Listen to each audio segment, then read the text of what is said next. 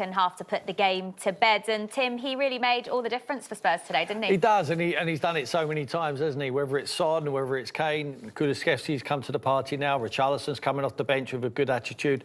They're just real quality. You know, in the final third, they can really, really hurt teams. I think defensively, they're solid enough. Midfield, they're quite dogged. You have to work hard to score a goal against Tottenham now. They don't give you too many, you know, and I think the message is from the manager when he sends them out is, don't worry if you're pretty, don't worry if you're entertaining, just win. And that's exactly what they're doing at the moment. And the first goal came early in the first half, Alan. It came against the run of play because Nottingham Forest had actually started the game really brightly, but Tottenham just get them on the break, and it's something that we're seeing quite a lot from this Antonio Conte side. You'll see it a lot going forward also. Win the ball back on the halfway line. The three players that are there are going to be a handful for any team they're playing against. And they punished them. Cook goes in early there. They don't win the ball back. So, right, it's a little deflection. But there's the three players, the three forwards coming at you for Tottenham. And then if you stand off there like McKenna did and give him 2 or 3 yards, Harry will punish you. It's not his best strike. Is he bothered? Absolutely not. He wants that ball in the back of the net in any way, shape or form, and that's what happens. The defender goes to his left-hand side, as does the keeper, and Harry puts it to the other side in the bottom corner. And then all of a sudden, once Tottenham go 1-0 up, they're very difficult because of those forward players, because they can dig out, because they can defend and scrap. Not too much creativeness in midfield, but when you've got those three up front, you don't necessarily need it. Yeah. And looking at the movement of them, Tim, I mean, how difficult is it for teams to defend against them because they're so quick and they move in all sorts of different directions? It must be so tricky for the defenders to know which way they're going to go. Well, Kulusevski and Sonny are very good dribblers of the ball. You know, they can carry the ball forward. Certainly, Kulusevski at the moment, he's taking them from defence to attack. And he gives them a respite, whether he's getting a throw on the corner in the final third, takes the whole team up.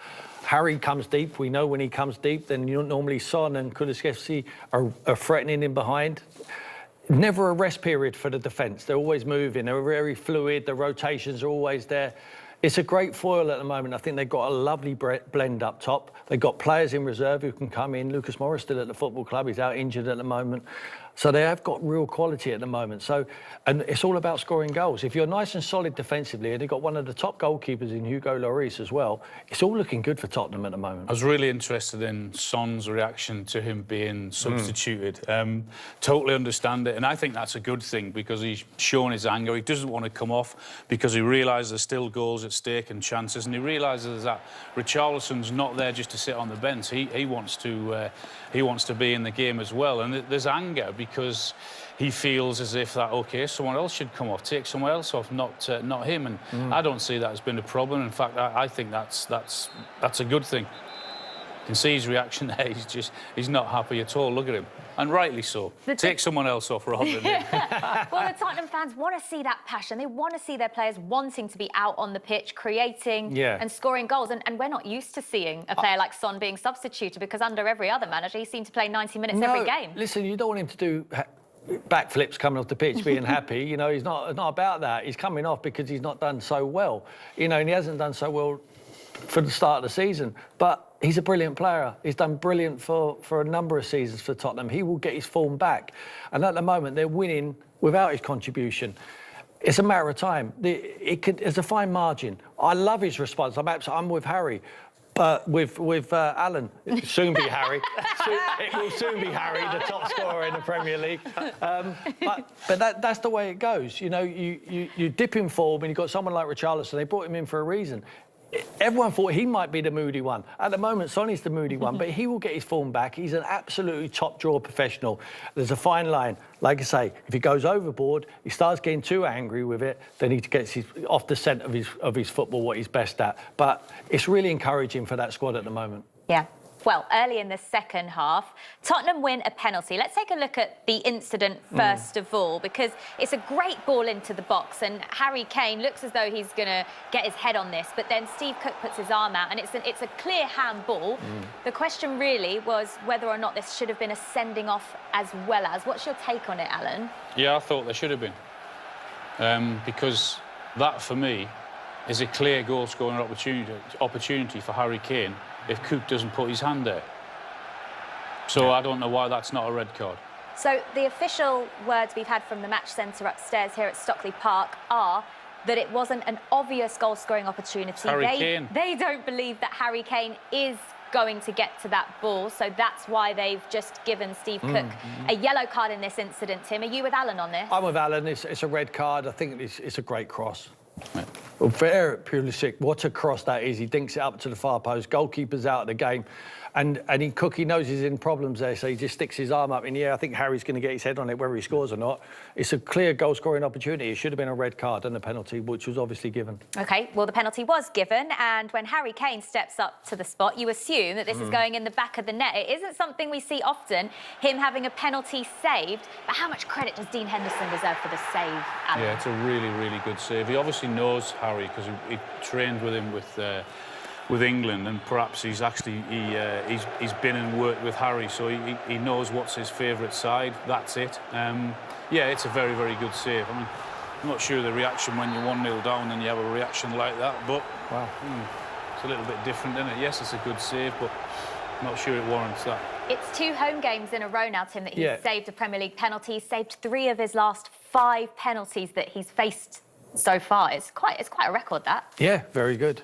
Well done. But no celebration for you either? No, not at all. That's what he's there for, to make saves. You know, he's a goalkeeper. They've got to keep the ball out the net. Goal scorers are there to score goals. They can celebrate. We can go. It's like a goal scorer. It's like being 5-0 down in the game and Alan scoring a consolation and running around the pitch doing lap of honours. It's different if you're going to win the football match. I would say I've done my job. You lot haven't done your job. You're still 1-0 down. I mean, that is basically what he's saying. At least I've done my job. I've looked good. No, concentrate on keeping the ball out of the net. I want to ask Alan, have you ever come up against England teammates and taken a penalty? Yeah. Does it change your mind now? Possibly, yeah. I would like to ask Harry just to say whether, when he made his mind up, whether he was going to go to his right-hand side, because obviously knows the keeper. He's worked with the goalkeeper. Goalkeeper knows him. Did he change his mind? Was he always going to go to his right-hand side? Had he practiced that yesterday, as penalty takers do? So it would be really interesting. Because it's often they take against second and third choice goalkeepers. Yeah. Pickford would very rarely go in goal because he would try and preserve himself for the game as number 1. But it's always Henderson probably they're taking penalties against. So he's probably faced a lot of penalties from Harry Kane. So I wonder if it changed Harry's psyche. But you did see the 2 of them speaking at the end of the game, having a bit of a laugh, and there's no doubt about it that's what they would have been talking about. And great save. Yeah, it would have been. You know what? It would have been a disappointing night for Harry, even if he hadn't scored that second goal. He'd still be thinking about that penalty miss because of the high standards that he sets himself and how much goals mean to him. One thing I would say about that celebration, it gave him a head of steam, didn't it? Obviously, they were really euphoric about him making the save, but because of his reaction and riling the crowd, it got him going for 10, 15 minutes. So it could have made a difference, but I didn't like it. Yeah, it did get the crowd up, didn't it, in the City ground? Yeah. And they had opportunities, which we'll come to a bit later. But let's just have a look at Harry Kane's second goal, because he made up for having that penalty saved. And it was created by the substitute, Richarlison, who, Tim, you already mentioned, came onto the pitch. It's a great ball, isn't it? Top draw ball, not this one, Harry. Look at Harry, puts his hands in his head. I cannot believe it. But you better switch on, because Richarlison's using his strength there, gets it outside his right foot. Harry stands still, and you just nod your head. Thank you. 2-0. Game over. Not missing those, is he, Alan? But watch him switch off here out. He switches off because he cannot believe that Sessegnon has not found him with a pass there. Watch Harry's reaction here. Watch the Forest players. Look, watch every single Forest defender.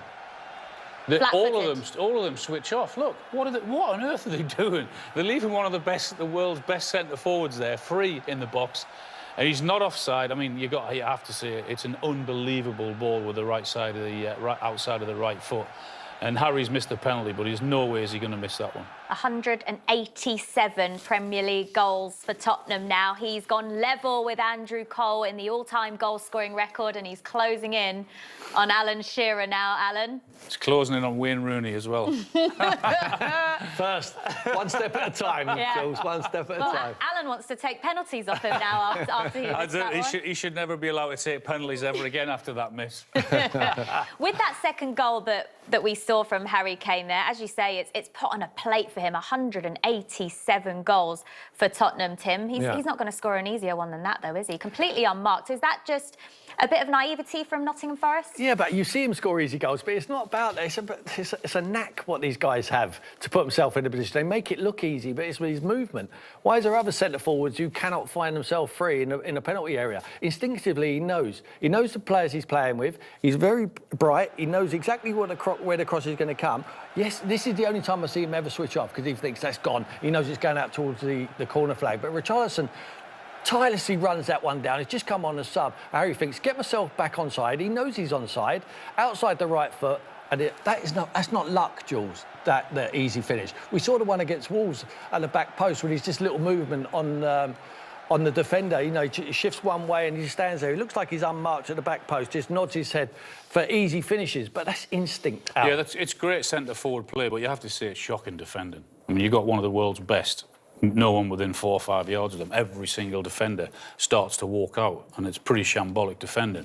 You see how bitter he's getting? You leave that. You see how bitter he's getting? He's even picking on the defenders now. You leave that guy a yard of space, and he's going to punish you. But having no one in and around him for both goals, then you're going to get hurt at this level. And Forest have to realise that, and realise that pretty quickly. That the forwards in this league, particularly the top forwards, and Harry without doubt is one of them, you're going to get punished. It's quite a transformation, isn't it, from this time last year at Tottenham to where we're seeing them now under Antonio Conte. They've had a full pre-season of training. They look fitter and sharper than ever. They do, and they play into a philosophy which is Antonio Conte's now. You know, he will stick to that three at the back. They're consistent now with their performance. The midfield don't go anywhere. They stay in front of the three defenders.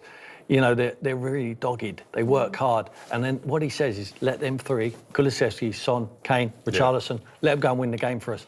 We work from a solid base. And we try and eliminate the elementary mistakes, which have cost them in the past. I think it's really, really encouraging for Tottenham moving forward. That's what they're really good at. That's what they're good at. Because of the three that they have up front. The others are prepared to say, OK, well, we'll do our shift. We'll do a lot of the work and defend and do the work that we have to.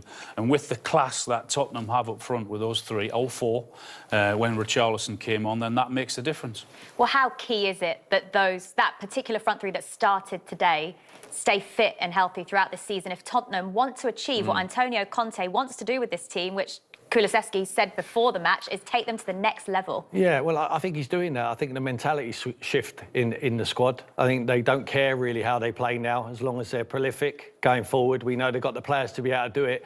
And one thing they're not worried about is performance. It's about the win. It's about go and get the win and get the ball forward to the players who can play. And the rest of you know what your game is. Be very dogged and work hard.